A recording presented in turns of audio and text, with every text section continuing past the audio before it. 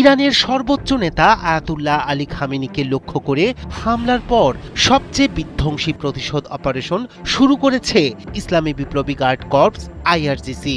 সর্বোচ্চ নেতা খামেনিকে লক্ষ্য করে আমেরিকা ও ইসরায়েলের হামলার পর তেহরান থেকে দেয়া একের পর এক হুঁশিয়ারি এখন রূপ নিয়েছে সরাসরি সামরিক অভিযানে। তাদের ঘোষণা, এটি শুধু জবাব নয়, চূড়ান্ত প্রতিশোধ। ইসরায়েলের হাইফা ও রামাত ডেভিড বিমান ঘাঁটি থেকে উপসাগরের মার্টিন ঘাঁটি পর্যন্ত ছড়িয়ে পড়েছে আইআরজিসি ঘোষিত ট্রু প্রমিস 4-এর তাণ্ডব। ক্ষেপণাস্ত্র, ড্রোন, ধারাবাহিক বিস্ফোরণে কেঁপে উঠছে তেল আবিব। একের পর এক আঘাতে উত্তপ্ত গোটা মধ্যপ্রাচ্য।